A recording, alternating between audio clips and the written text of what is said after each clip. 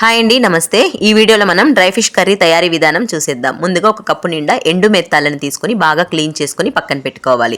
ఇప్పుడు stove on చేసుకొని 2 లేదా 3 టేబుల్ స్పూన్లు ఆయిల్ హీట్ అయిన తర్వాత ఇందులో మెంతులు, ఆవాలు, జీలకర్ర, క్రష్ చేసుకున్నటువంటి వెల్లుల్లి రెబ్బలు, కొంచెం కరివేపాకు, కట్ చేసుకున్నటువంటి 2 పెద్ద సైజు ఉల్లిపాయలు, 2 పచ్చిమిరపకాయలను వేసుకొని సాఫ్ట్గా మనం మగ్గించుకోవాలి. తర్వాత కట్ చేసుకున్నటువంటి 3 పెద్ద సైజు టమాటా ముక్కల్ని వేసుకొని ఉప్పు, పసుపు వేసుకొని మనం బాగా కలుపుకుంటూ మగ్గించుకోవాలి. టమాటా మనకి బాగా మెత్తగా ఫ్రై అయిన తర్వాత క్లీన్ చేసుకొని పెట్టుకున్నటువంటి కప్పు నిండా డ్రై ఫిష్ని కూడా వేసుకొని మనం ఆయిల్లో బాగా ఫ్రై చేసుకోవాలి.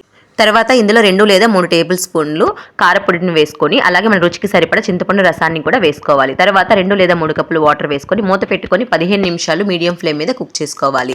ఇప్పుడు మనకి కర్రీ అనేది బాగా దగ్గర పడుతుందండి. మెంతులు, ఆవాలు రోస్ట్ చేసుకొని మిక్సీకి పట్టుకున్నటువంటి పౌడర్ వేసుకోవాలి. అలాగే కొత్తిమీర, కరివేపాకు వేసుకొని ఇప్పుడు స్టవ్ ఆఫ్ చేసుకోవాలి.